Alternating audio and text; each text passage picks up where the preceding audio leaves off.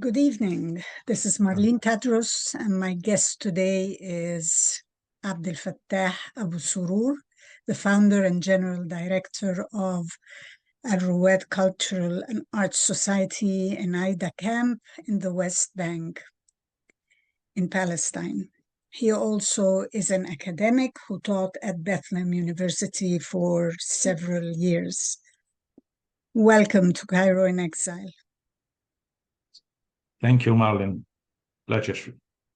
So, first of all, are you safe? Alhamdulillah. We trust in Allah that our life has its own expiration date. So we don't really ask that question.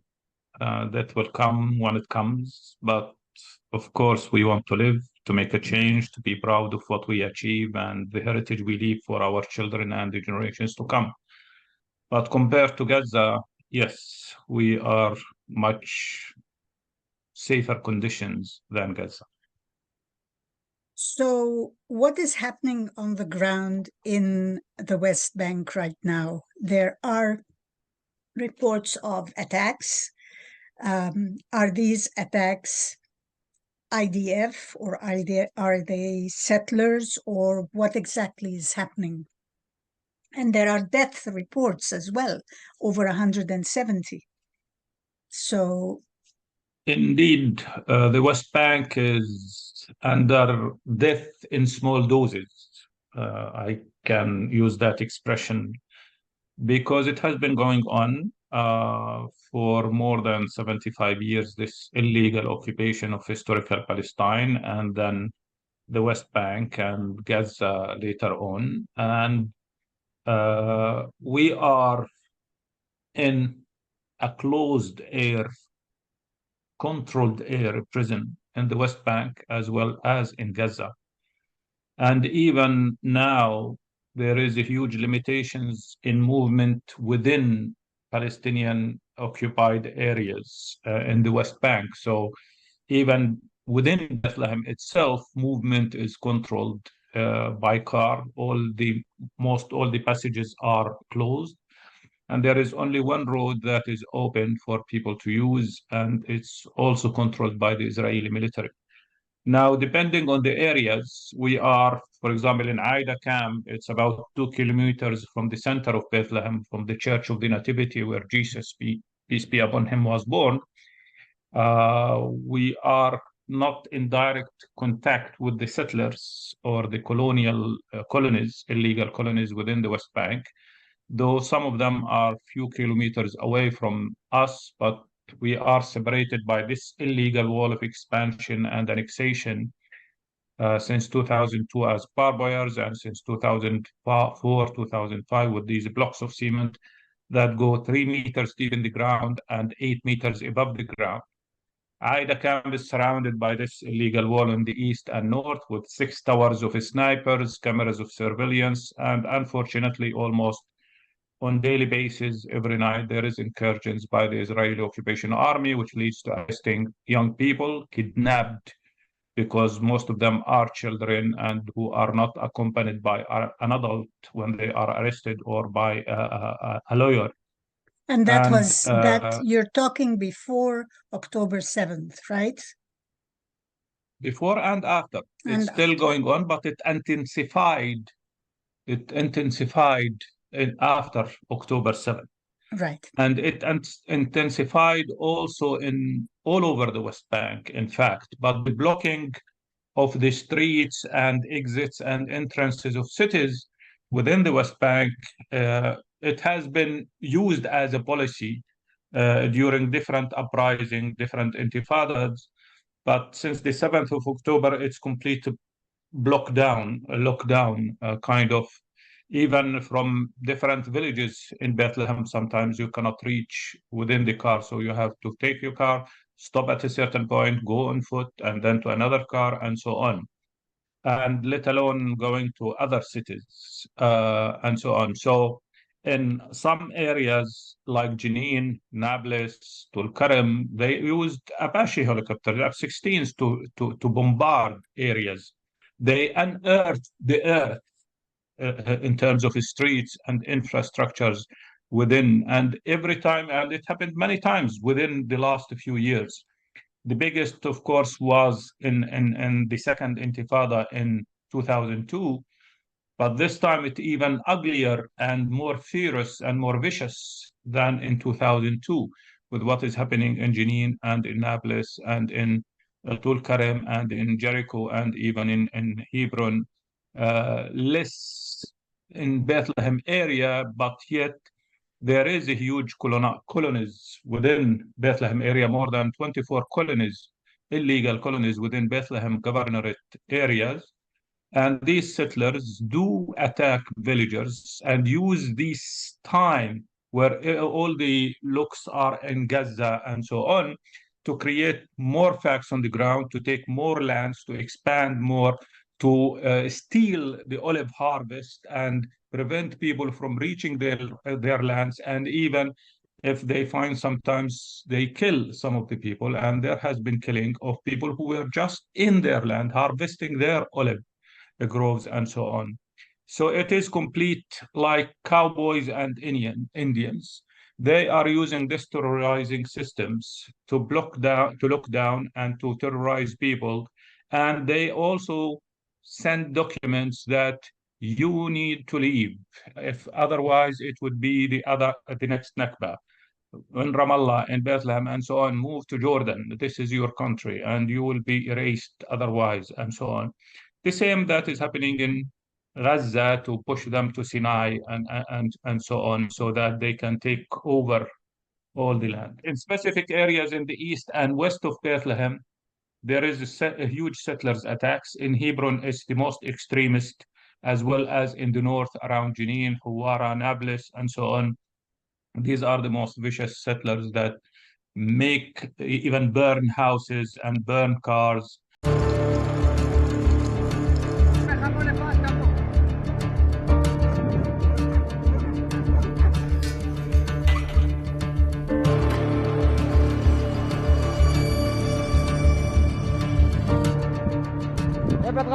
ابعد ويطفي لك.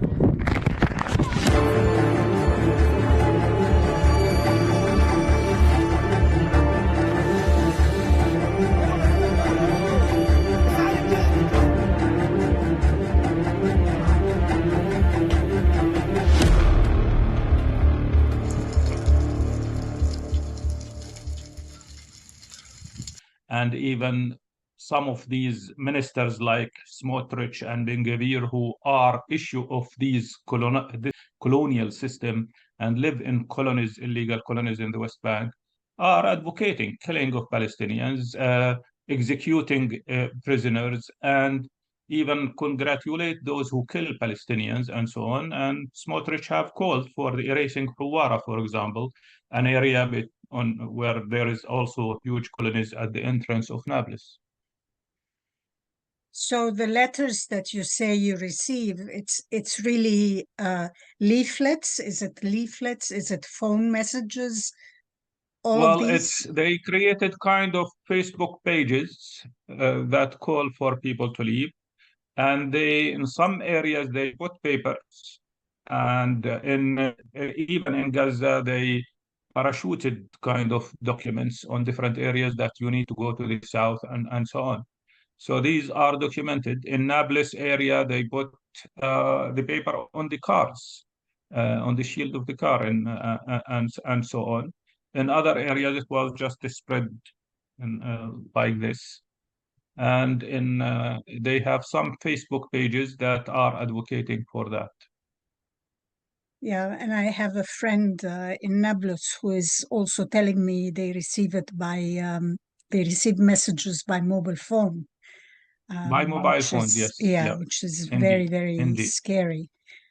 And they have a whole control. There is units in the Israeli military who have a full control of where the movement of mobile phones go. So they control the movement of people, and where I just read something this afternoon where they have these areas that are bombarded, where there is a huge density of people, that it is targeted. It's not just by chance that there was a lot of people in this school or this area and so on. It is targeted killing and genocide. Tell me what you think of what happened on October 7th, because a lot of people say, well, this was a terrorist act and Israel has a right to defend itself. So tell me what you think of this.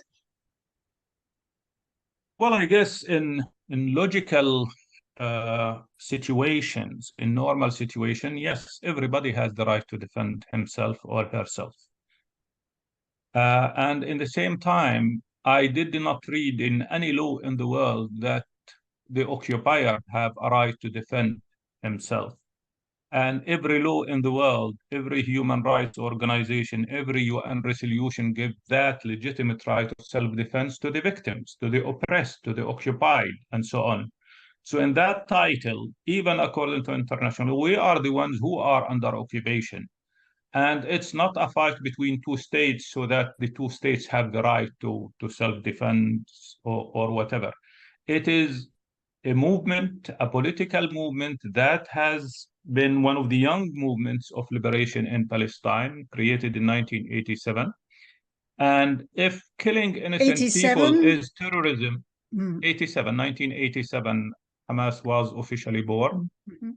And in 2006, they won the elections, and a lot of people voted Hamas, not affiliated to Hamas, or it's even Christians voted Hamas, even Fatah people voted Hamas, because they wanted to see a change within the politics and the future. But unfortunately, the dictations from the international community were if Hamas is elected, it will be boycott. So Palestinians decided that they will choose whoever they want and not to be dictated who they can choose. Hamas thought that maybe everybody is Hamas who voted for Hamas, but not everybody was Hamas. And at the same time, they were denied their victory, and that led to another revolution against Palestinian Authority and control of Gaza by Hamas.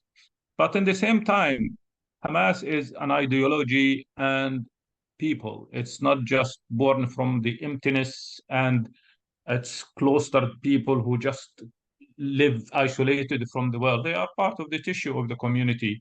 And you can find in the same family sons or daughters who are Hamas or Fatah or Popular Front or Democratic Front or Communist or whatever within the same family. So it's not like these are the Hamas people and these are the Fatah people and these are this and that.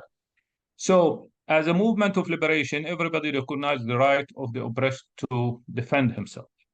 If you follow all the years since the second Intifada and later on since the war of 2006 and 2008 and 2009 and 2012 and 2014 and on till 2023, Gaza was erased many times from the map. People have different responses to oppression and injustice. So between people like me who would write a poem or make a theater play or make a film or a painting or raise their voice or demonstrate in the streets, and people who carry weapons and resist. And people in every country in the world celebrate their heroes. And their heroes are those who resist the oppression and the occupation and defend their people, whoever they are, and whether we agree or don't agree with the philosophy of this or that. But people admire their heroes, and these in every country in the world, they make monuments and celebrate the old combatants and so on. So I cannot, as a human being, as a Palestinian, as somebody who is living under this occupation, consider any kind of resistance against oppression as terrorism. If we consider killing innocent people as terrorism, then it should be equal for everybody who kills innocent people. And don't criminalize a victim of rape because she resisted the rapist, that she should have just went and make a case in the police or whatever, while the police is deaf and mute and don't do and anything complicit. since 75 years for this victim, and give the right for the rapist to to defend himself and shut down and ask the victim of this rape to be thankful and grateful for this oppression that continues since 75 years. It's absurd what we are hearing in the media. Again, killing innocent people is, we can put it as terrorism, but should be applied to everybody, every state who kill innocent human beings, and not just a movement of freedom and liberation who try to say we are here and we are human beings and we are not born with genes of hatred or violence. Nobody is born with genes of hatred or violence, but nobody also is born to be under oppression and under occupation and be grateful for those who oppress and victimize him or her and say we can get used to it or we can coexist with this oppression. And when people talk about coexistence and peace building and so on, how can you coexist? How can you ask a victim of rape to coexist with its rapist while the rape is still going on? Because the occupation did not end in 1948 or 1967, or the supposed to be peace process in Oslo in 1993, which should have ended in 1998 with two states living in love and harmony, as they say. It's ongoing until today, and it's worse. And every Israeli government that comes is more vicious and worse image of the occupation than the precedent, and so on.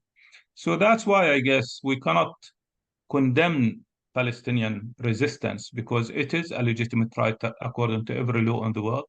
And if people want to stop two measures for the victim and the occupier, then we can talk about what is terrorism and what is not. But no occupier, as far as I know, in any culture in the world, in any law in the world, in any UN resolution, give a right for the occupier to defend himself and not the victim to defend herself. True. Okay, actually, Israel started with this, and I remember one of its very first announcements was that Hamas / ISIS. Daesh. Yes, Daesh. So what is the difference between the two? Because we are addressing here English-speaking people. Many don't know the issues. What is the difference between Hamas and ISIL? Well, again, Hamas is Palestinian movement within Palestine that is not going to terrorize people in India or Germany or wherever. Hamas is a movement of liberation that although resists Netanyahu today actually said that or yesterday, he actually said that when Hamas finishes with us, they will turn on you in America, which was of course, really that is ridiculous. I mean, who can today believe what Netanyahu have said? Yeah, Netanyahu have said it do. was the Sheikh Amin al-Husseini who gave the idea or the final solution to Hitler. Yeah. And all the lies that were happening, all the documents, and that were proven false by even Israeli journalists, not by Palestinians or by Americans. In fact, when you listen to the Israeli media and you read Haaretz or some other Israeli media, some of them are Zionist as well, you can see how some of these journalists are courageous to tell the truth. Yes. And to say that what happened on the 7th, most of the killings were done by the Israeli occupation army and not by Hamas.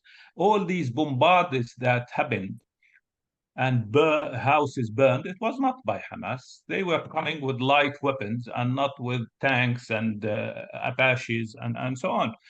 This is an Israeli journalist who wrote about that in Haaretz and documented that. And also the falsification of these raped women and beheaded children. Yeah. All these proven false and fake news. And yet some of the Western media still take that as Hamas did this and Hamas did that. Even Now, the I am not American saying we are presidents. angels.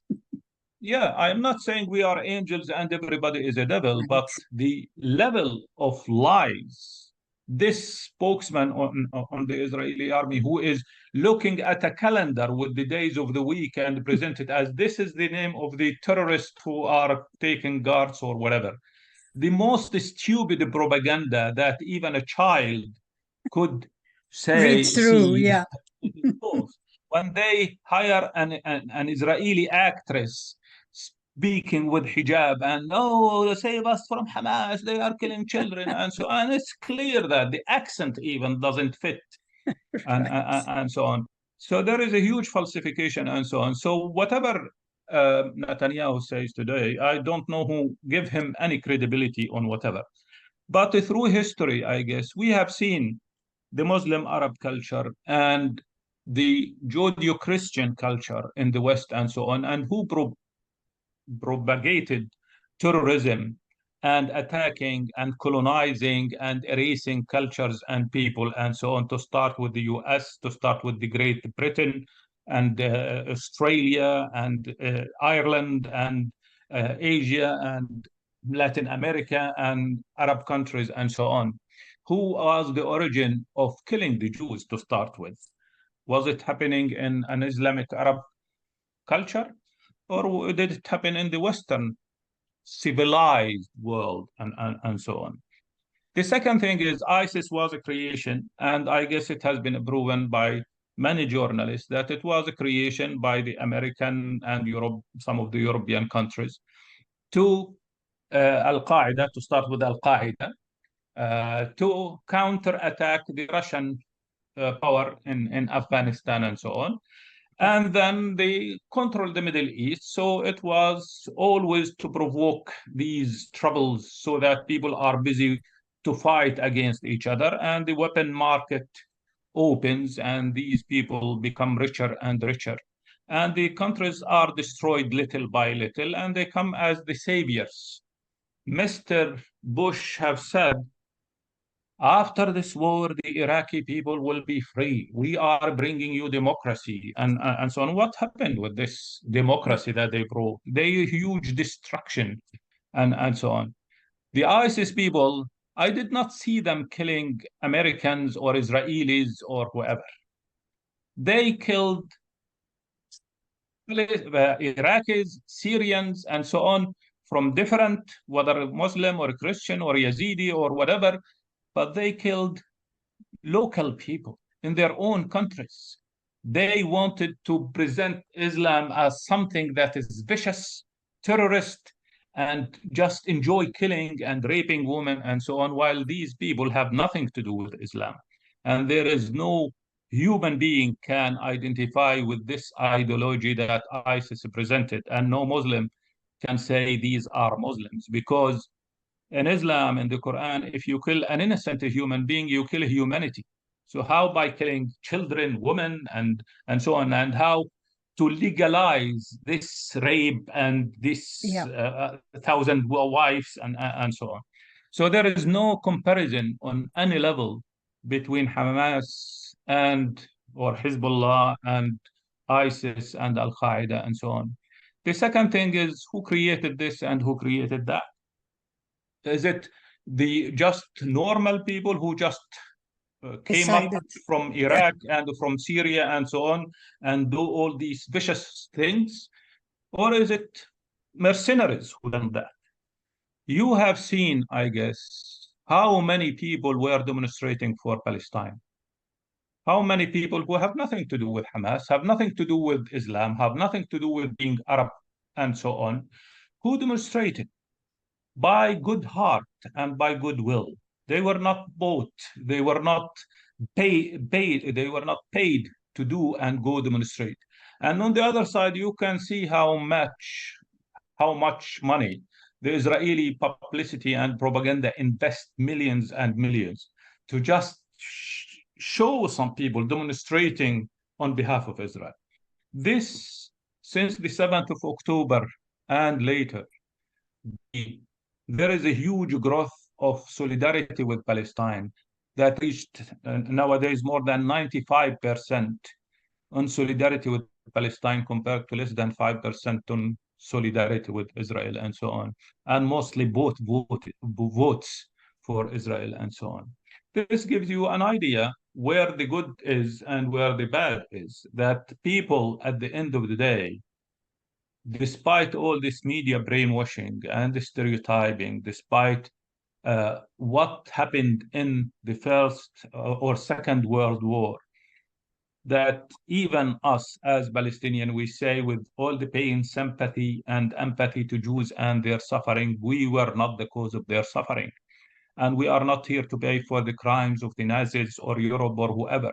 Even if Jesus alayhi salam was born in Palestine, it's a burden that we cannot carry on our shoulders. This cross is not ours, and we will not carry it. So that's why even Jews woke up and said, there is a problem with this country that promote itself as Jewish and represent us as Jews, not in our name. This Zionism, this colonial system does not represent our Jewish culture or Jewish traditions or morals. And they went and demonstrated in the streets. These young people with such courage, even within the Israelis themselves, those who refused to serve in the army and or those who did serve in the army and saw the atrocities that they were dictated to commit to make the life of Palestinians impossible, and woke up and created a movement like Breaking the Silence, and those human rights organizations like B'Tselem or Exile, Zochrot and many others are trying to say, not in our name, that this policy, this politics does not represent us as Jews and as human beings. And it's normal because injustice cannot dominate the world. And there is occupations that come and go, and people celebrate diversity and the spirit of inclusion and not exclusion. And Palestine was always a culture of inclusion and not exclusion.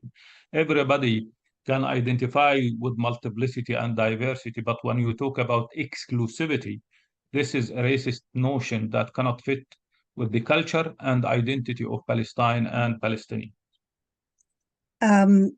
Okay, so Bethlehem these days, there's a lot of fighting as well in Bethlehem, and the Israelis are actually attacked the Armenian quarter, and they're trying to take the Armenian quarter land. Can you address what is happening to Christians as well in Bethlehem? Yeah, I guess the first attack on Armenian land was in 2002 when they started. In fact, we have a piece of land belonging to the Armenian church to the north of Aida refugee camp. It is the limiting area of Aida refugee camp. And these were kind of the spaces where you used to go and play football, and there was big holes in the ground. After the rain, these were our outdoor swimming pools, and there is terraces that we used to write sketches and go to perform plays in these fields. So my childhood was built there in these spaces of the Armenian church and further on Orthodox Greek church. Mm-hmm. But then in 2002, they start digging almost in the center of the land, about 200, 250 meters from Aida Camp, from the northern border of Aida Camp, for the foundation of the wall. And later on, the Armenian church went to the court. So the Israelis pushed the wall towards Aida Camp. So it became just on the limit, on the other side of the street of Aida refugee camp. And in other areas, there has been attacks in Jerusalem, in fact, in the eastern part of Jerusalem on the Armenian lands. And it was also a parking lot also that some of the young people tried to protest from the Armenian church and trying to prevent the Israelis from doing all this horrible work. And they were taken and imprisoned, in fact. So there was confiscation of properties. The Muslim, Christian, whatever, are under the same sky. in terms of uh, colonial system and in terms of oppression and so on. A Palestinian is a Palestinian.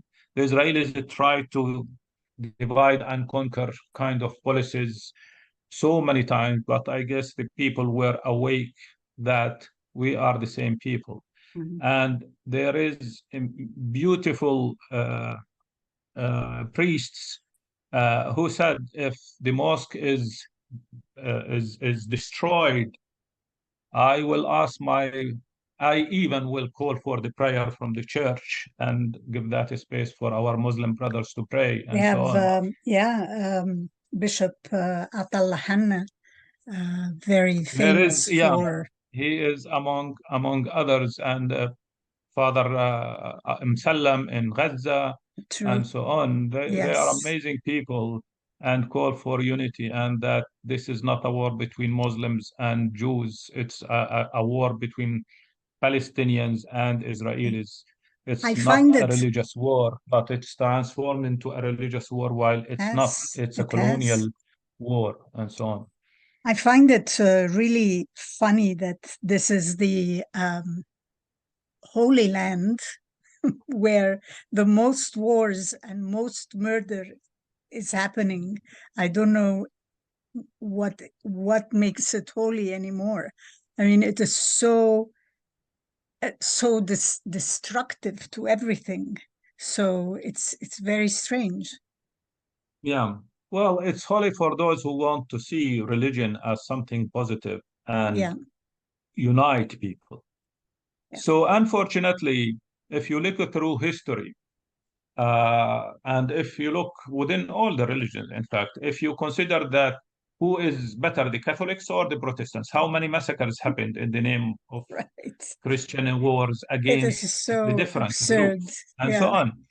And if you look at Islam represented the virgin, the westernized virgin represented by ISIS and Al Qaeda, no history of Islam can support this kind of Yes. Islam. Yeah. And if you look at these who say that they represent Jews, again, even Jews wake up and say this does not, even Orthodox Jews, Yeah. like the Neturei Karta and many others, say they Yes. do not Yes. represent us as Jews, and so on. Mhm. So through history, religion has been used.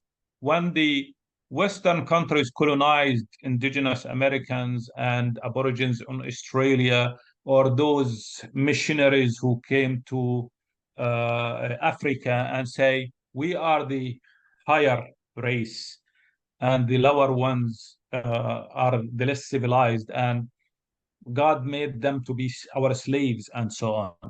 This was the super race, whitest supremacist racism in the name of Christianism and so on. While again, Christianism has nothing to do with that in that sense, as real Islam has nothing to do with that, as I would say real Judaism or Buddhism or Hinduism or whatever religion Yeah. people They can don't. believe in. Yeah. It's normally for the goodness of humanity and not to destroy the others who are in different faith to each other. So that's why I guess for us it's holy because all prophets came or passed by this land, kind of. Abraham came from Iraq, and then his descendants, Ismail and Ishaq, and the descendants of Ishaq, and so on, until Moses coming to the Holy Land and lost in the desert for 40 years because the Hebrews did not want to fight against the Philistines, who were giants and the huge combatants, and so on. And then David and Solomon, alayhim salam, and then Jesus, alayhi salam, was born in Palestine and accompanied with Yahya, John the Baptist, alayhim salam, and so on. Yes. So prophets have been, and then Sayyidina Muhammad sallallahu Of alayhi course. wasallam ascended to the skies from Jerusalem. So this is holy for people who identify with this continuity from Judaism to Christianism to Islam and so on, monotheistic religions. But of course, through history, now you look all over the world. Who is innocent on using religion? When you look at Myanmar and what is happening against the Muslims in Myanmar and in China and in India, the Hinduism and so on. In the name of Hinduism, we burn Muslims and in India and so on. This has nothing to do with Hinduism or Buddhism or Islam or Christianism. This has to a political agenda, a political end. Yeah. Zionism was not a religious movement. And yet, after talking about Argentina, Uganda, and whatever other choices to create a homeland for Jews, which Jews did not really want to be isolated in another continent. There is a French Jews who are in France. There is American Jews who are in America. There is this and that. But then they jumped on the religion and say, God promised them this land, as if God is a real estate agent distributing lands between people. Who was promised this land? It was the prophets who, not the people, who were promised this land. So it passed from prophet to prophet to prophet. At a certain time when Jesus was born, it was the Christians. And when Muhammad sallallahu alaihi wasallam ascended to the sky, it became Muslims and so on. But it's prophets who were chosen for this land and not the people. And if the people are doing everything bad in the name of their God, then there is a problem with this promise and chosen people. The second thing is, through history, we have seen the exploitation of ideologies that we are better than you and you are less worthy than us and so on. So always dehumanizing the other. When the Nazis killed the Jews, they were dehumanizing the Jews. And all the Judeo-Christian culture was presenting these caricatures and tales about Jews and how vicious and bad they were and so on. And the same thing today is used by these Israelis who are descendants of, maybe some of them, descendants of survivors of the Holocaust or who lost their grandparents or parents in the Holocaust, come to tell us that we are the ones who are the Nazis, that we are the ones who are the ISIS and vicious people who just born with genes of hatred or violence, and we have nothing to do with their suffering to start with. They are the occupiers and not us. They are the oppressors and not us. And this Zionist mentality comes with this agenda, a land without a people for a people without a land, as Palestinians did not exist. And they say Palestine did not exist. There is no such thing as Palestinian people, Mr. Smotrich says.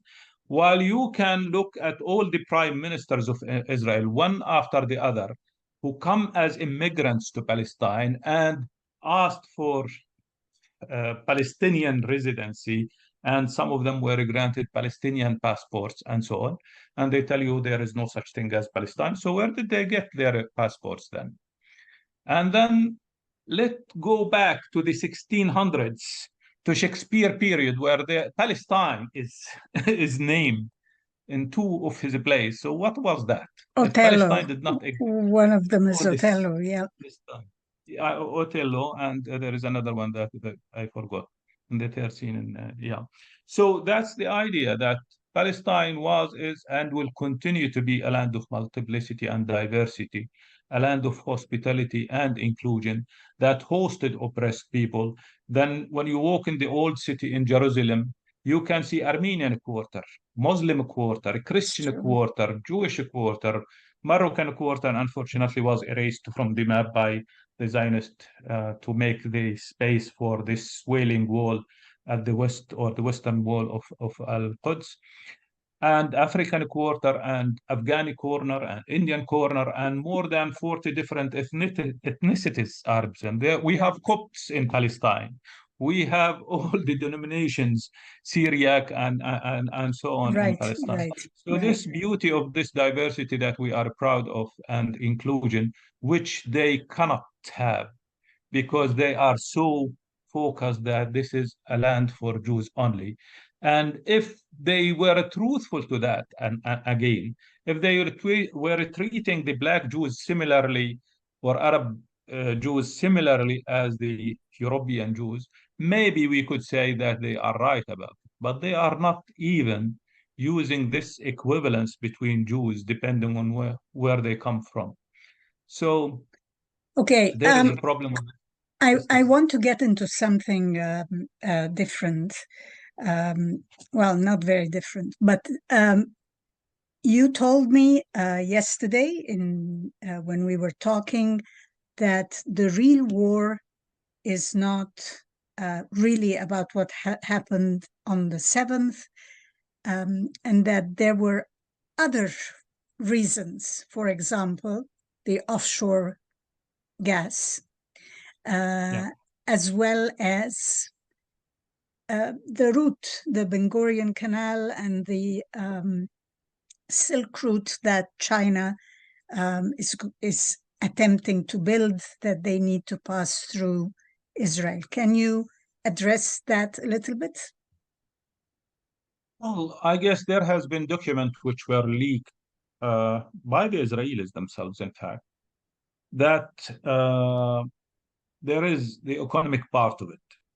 But if we look at Israel, Israel is the most highly sophisticated surveillance system in the world. Mm-hmm.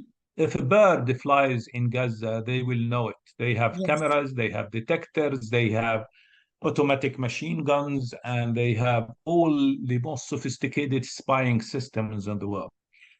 So whoever is naive enough to think that when the Hamas people got in these colonies and settlements around Gaza and so on have been free to do whatever they want for 7 or 8 hours, as they say, is completely idiot or very myopic to see the fact that Israel has full knowledge of what was going on, but they want to extend that.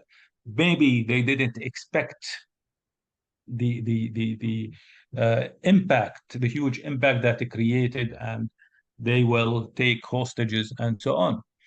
But in the same time, the Israeli media have shown also, even the research from Haaretz journalists, that the Israelis did knew. And in 1 hour, their bombardments were hitting everybody. And they have the aviators or the pilots have direct orders to shoot on everybody, including on Israelis and so on. The Hannibal And doctrine. I guess and I guess journalists, Israeli journalists, have shown the impact of these destruction, that with all the weapons that Hamas people had, they could not do that kind of damage. And another journalist was saying that Hamas did not know about this party and the festival. celebration They and didn't so on, know about the and festival. the festival. Yeah, And that was so in Haaretz. again, it was the Israelis who shot, and many people who attended that and who were even hostages at a certain time and then released by Hamas within these colonies and so on, who said that the shooting was mostly crossfire and the Israelis were shooting to kill and not to kill everybody and so on. So anyway, this was part of the propaganda to diabolize Hamas, dehumanize Hamas, raping women, beheading children, and so on, which has proven to be fake news and false propaganda. But what leaked from the media, what leaked with these all gas deals between Israel and Europe, the discovery of the huge field of gas on the eastern part of the Mediterranean, from Gaza and going even to reach Syria border and Lebanon and so on. And the maps that were clear in some of the leaked information north of Gaza, that there would be this port for all this canalization. And so in order to get their hand on that, they should empty Gaza and so on. And the deal of the century, if you remember, since Mr. Trump, was to create an alternative for Gazawi people to evacuate Gaza, put them in Sinai, give huge seduction agreements incentives, to Egypt, and incentives, and get rid of their debts, international debts, and so on, to install these Palestinians from Gaza into the Sinai and so on. And I guess a lot we're talking about all these huge buildings that the Egyptian government has built. It was supposed to be for this purpose, one way or the other. So this is one part, the field of gas on the eastern part of the Mediterranean around Gaza, which is the biggest field, and then going above till it reaches Syria borders. And the second thing is to paralyze Egypt also, because the agreement with Ethiopia with the Nile water on one side, and the apparition of what is called Ben Gurion Canal, which will be replacing the Suez Canal, and it would be double the size of the width of, so it will permit two ships to pass and not only one like the Suez Canal. So it will kill the Suez Canal and paralyze Egypt in that part and all the income that comes from maritime circulation and so on, for the Silk Road coming from China and so on. And then it will be passing through Israel and not passing through Egypt. So instead of Egypt winning alone from this, it would be Israel with investors from the UK, US, and so on. And this is also part of why this unlimited support for Israel and the continuous narrative of saying Israel has the right to defend itself, Israel is the most human, democratic country in the Middle East, and whatever all this propaganda is about economy and not about Hamas and not about anything. And this is clear also the policies they are doing in the West Bank. So now the huge voices which were rising from time to time are now loud and speak that this is the areas of Israel. And then in certain areas, the big Israel, which goes from the Nile to the Euphrates in Iraq and so on. So now it becomes clearer and clearer that it's not about Hamas. That few months ago, Mr. Netanyahu and his Minister of Finance, Smotrich, were saying we need to strengthen Hamas so that there would be no Palestinian unity and Gaza will be continuously separated from the West Bank and so on. So, as with probably Al-Qaeda, they created something or helped to create something, but at the end of the day, this something served where it belongs and not the occupiers and the investors in that sense. Actually, they said today in Haaretz that Biden is having discussions with ministers in Israel about the offshore gas and how they should make Gaza benefit from the offshore gas, which I found very, very funny, actually. Let's move on to something a little bit different. You were born and raised in the Aida refugee camp. What does a refugee camp mean? Because you don't live in tents. So what does refugee camp mean on your own land in Palestine, in the West Bank? I mean, you're not even in the 1967 borders of Israel, for example. You're not in that area. You are in the West Bank, but you live in a refugee camp. What does that mean? Well, when the Nakba in 1948 happened, the Israeli plans were to uproot Palestinians 100% for the legend that a land without a people for a people without a land. Mm-hmm. So it was working on massacres, propaganda that they rape women, they kill children and everybody and so on. So propagate the theory of fear for people. And the acts that were committed as well. So they ended by uprooting 70% of Palestinians from their homes and lands. ידענו שאנחנו על ידי המלחמה אנחנו נקים את המדינה. כבשנו את הנטורה, תפסנו הרבה ערבים, אספנו אותם. קומו, הם קמו. הרג את כולם. אחרי שכבשו, התחילו לשים ערימות אנשים ולהרוג. העמדנו את הערבים וירינו בהם סתם. הרגנו בהם, בלי נקיפת מצפון. אחד הוא היה קורא לאמא, והיא באה ונפלה עליו, וצער זו נתן לה, וחיילת וגם נתן לה. הכפר נמחק. שאכן אמרו שהיה טבח. And there was not any reason to do it. או אני או הם. המדינה נתנו את השווי. כמה אתה חושב אנשים הרגת ככה? ספרתי. לא יכול לדעת בחיי. היה לי מקלע עם 250 כדורים. תראה, יריתי, נלחמתי כולם.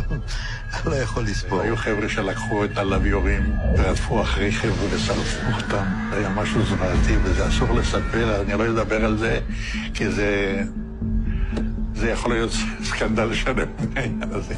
היו המון הרוגים ערבים, והם היו זרוקים כמו זבל. לומר במפורש, ב-48 נעשו עוולות איומות לפלסטינים. And destroying 534 villages, and with the war of 1948 occupying 78% of historical Palestine.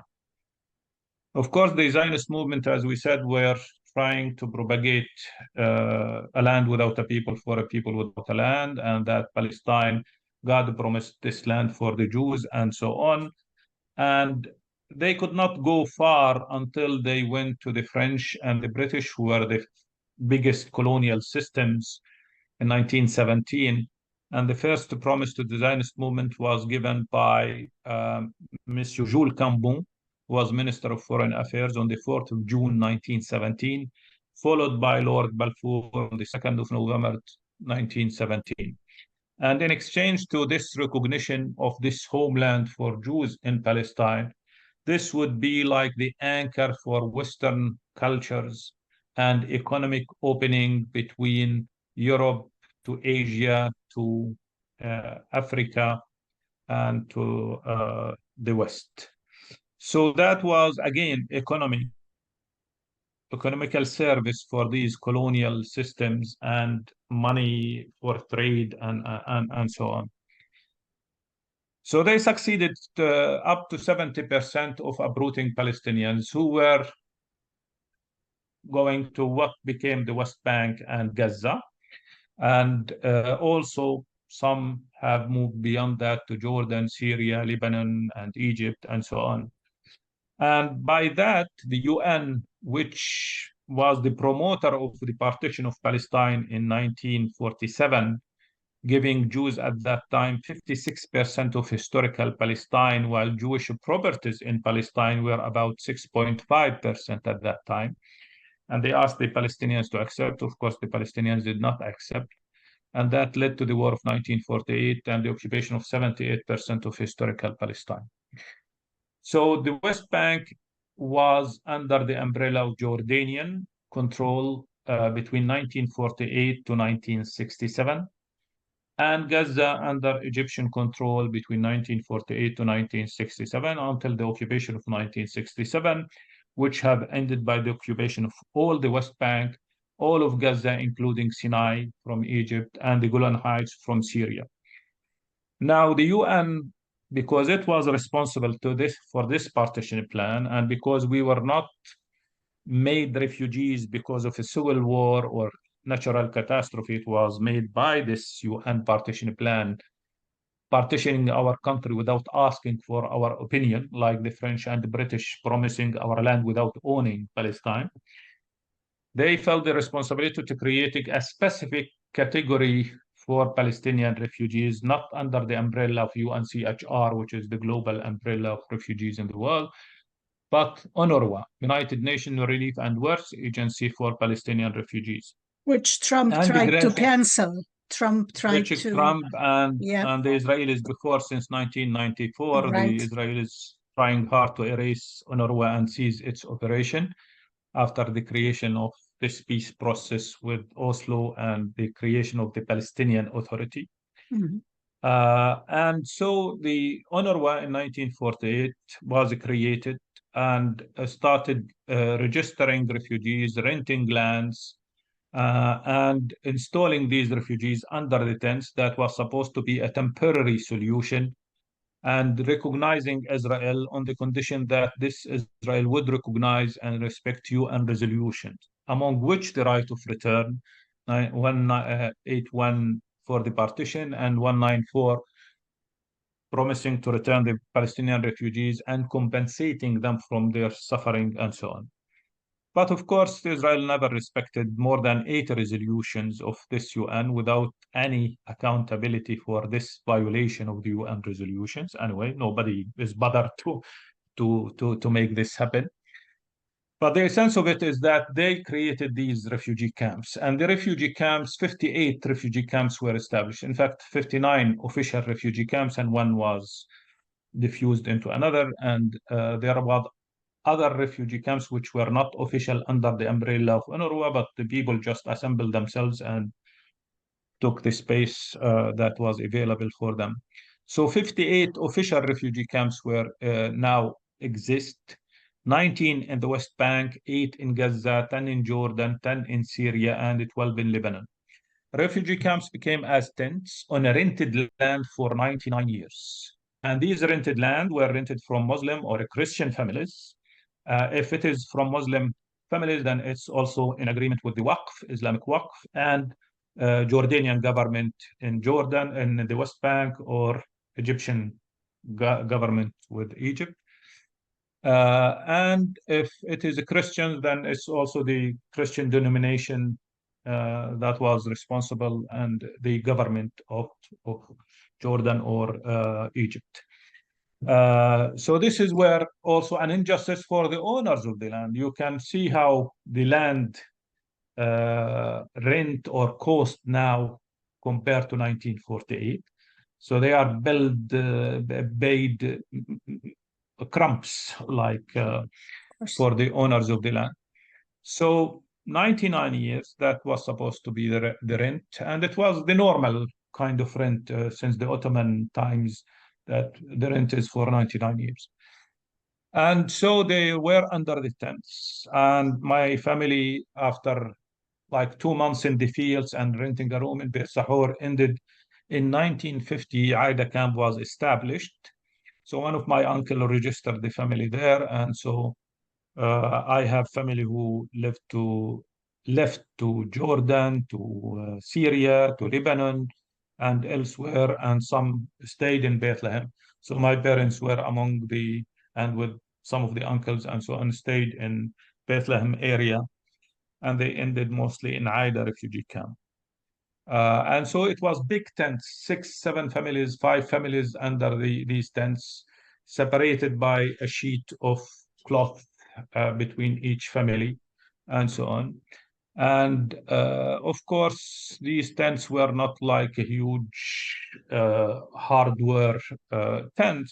So when there was storms, when there was snow and so on, they will collapse or fly in the air and so on. So they have seen a lot of days, unfortunately, that nobody wish for an enemy to see even. And so the refugee camp started as tents. These tents stayed for about 6 to 7 years. In 1956, 1957, the UN saw that it was not as temporary as it was supposed to be, so they started building what they call shelters. And the shelters were small rooms, so it was about 9 square meters. The roof was 10 centimeters thick, and it was 2 meters to 2.5 meters high, so the roof was in slope like this. And the walls were about 7 centimeters thick, so like less than 3 inches. And it didn't have pillars of support, so it wasn't supposed to last or be built on. So there was 1 room for families with 6 members or less, 2 rooms for bigger families. There was a small kitchen also next to that, like 4 meters square, without a roof in cement. It was in zinc, like metallic zinc sheets that cover the roof. So when there is rain, you could see the the drops sound and so on. There was no toilets in the houses or in around this.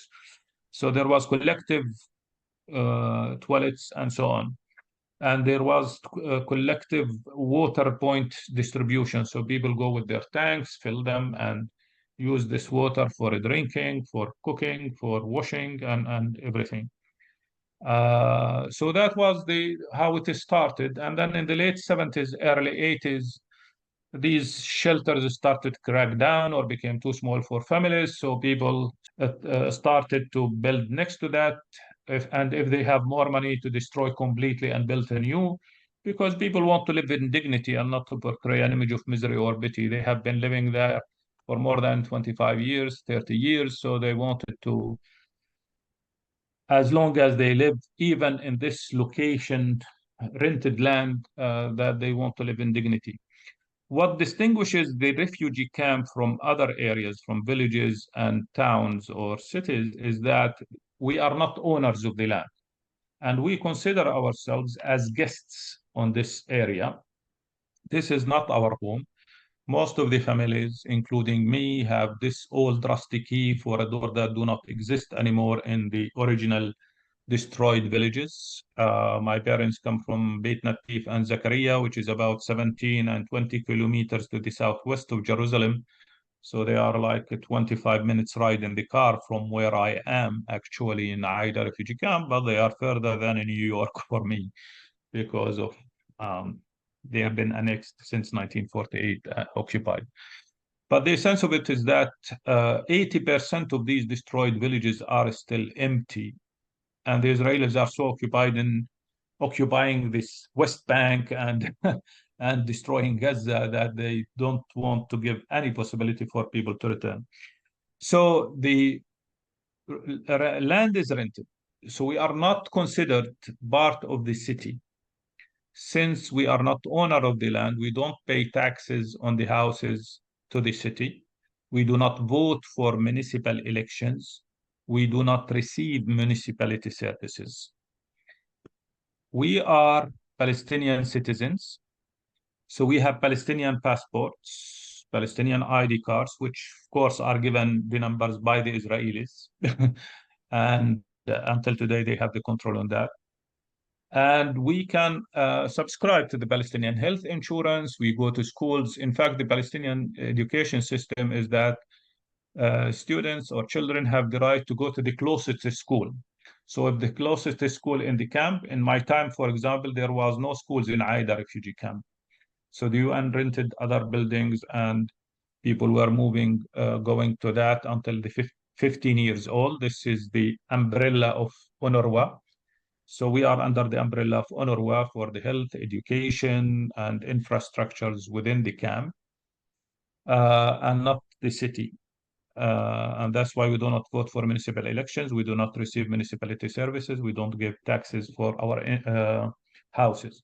But we are Palestinian citizens, so we pay income taxes to the Palestinian Authority. So on my salary, there is 16 or something % of my salary that goes to the Palestinian Authority. It depends on the level of the salary. And we can subscribe to Palestinian health insurance. All our documents are treated by the Palestinian Authority. But within the camp, since we are under the umbrella of UNRWA, there is no direct services from the Palestinian Authority, like in Egypt or Jordan or Syria or whatever. I don't think there is official refugee camps in Egypt, but in Jordan, Syria, Lebanon, it's the UNRWA who is the umbrella for the services within the camp, and the countries are hosting countries, so they are paid for the hosting of the refugees, but not within the services that they are provided for the camps and so on. So that's the distinction. We are kind of a category aside of the population. But within Palestine itself, unlike, for example, Lebanon or other places, we can, if we can afford to buy or rent outside the camp, since we are Palestinians, we are not foreigners in that sense, and we can go and live in Bethlehem or Beit Jala or wherever we can buy or afford to buy or rent in that, and then we can register within the city and became under the umbrella of a city, paying our taxes and voting and whatever. So that's the difference. So the camps, since they are represented by UNRWA, and the UNRWA has been suffering since 1994 and even before, but after 1994, after the arrival of the Palestinian Authority, and carried many attacks by the Israelis and others to finish the UNRWA and erase the file of refugees, which we, of course, continue to fight for, even with the degradation of UNRWA services, but it is a witness for our tragedy, and it should finish when our problem is finished and not before that. There is a representation of the camp which was established also under the umbrella of the OLP, BLO, the Palestinian Liberation Organization, the Department of Refugees, which created popular committees. And the popular committees are also made an elected group of people, some of them affiliated with different political parties or independent like me, and so on. And the role was mostly political in the beginning, so to remind Palestinian negotiators that the Palestinian refugees should be always on the table of negotiations.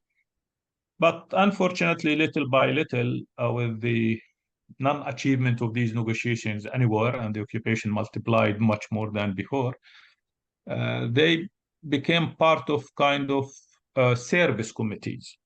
So the UNRWA used this kind of partnership with local community to create, like to make the Palestinian representation within the camps, the popular committees, as service committees, like entrepreneurs, business entrepreneurs. So we bring a project, you do the work for the infrastructure, for the sewage system, for the water system, or whatever, for asphalting the streets and so on.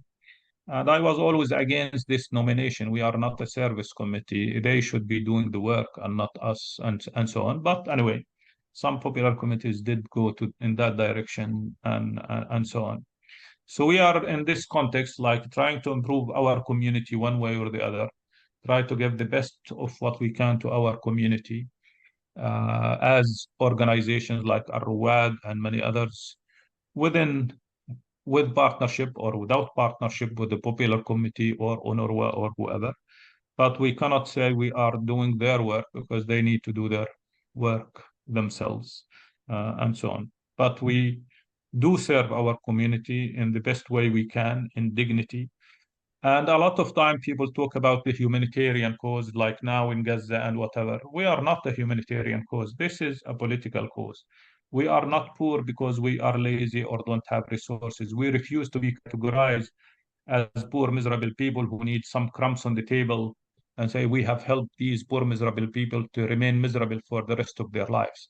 If people want to support us financially or otherwise, it should be an act of partnership and consult with us and help us build infrastructures, create jobs, help people keep their dignity, and be proud of what we achieve together as partners, but not come to dictate us what we should do rather than consulting with us, or come to say, well, you will fund you if you consider this political party or that political party as terrorist, and you sign that nobody or children of these people could benefit from your activities.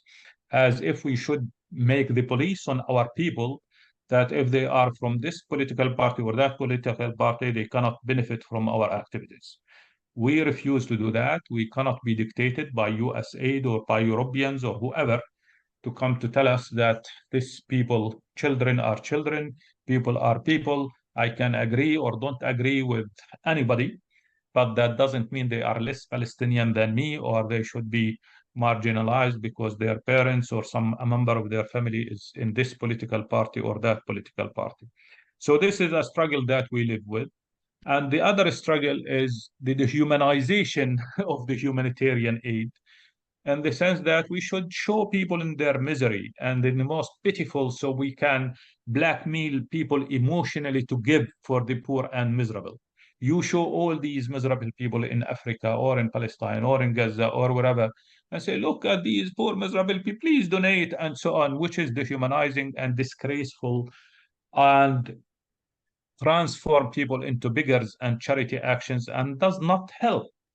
How all the billions of charity actions that have been given to these big charities help Africa to build itself, or help Palestine to build itself, or help anything. You donate food, okay, and then what? You will continue to donate food and not make buildings and factories and income generation, developmental programs that can help people keep their dignity. Yeah, I mean, the freedom, but also when we talk about development, when we talk about investment in human rights and values, when we talk about helping the miserable not to remain poor and miserable, and we present ourselves as these people who work for the poor and miserable, poverty should not be there. And if the Africa is given the possibility to invest in its land and make plant their lands and so on, they would be, in fact, Africa is the biggest producer in the world if they have been given that opportunity to invest in their land. Egypt is and Sudan, if they can plant wheat and so on, they will go and export it internationally and don't need American or whatever wheats are coming from any country and so on. And so, unfortunately, they want to miserabilize people and stole their riches and come as transforming them just into food packages and not the richness that is happening. All these means in Africa, gold or diamonds or whatever, they steal them and come to as saviors for these poor miserable people after they stole the riches and so on. Thank you for the new word, miserabilize. I like that. Okay, Abdelfattah Abusuroor, thank you so much.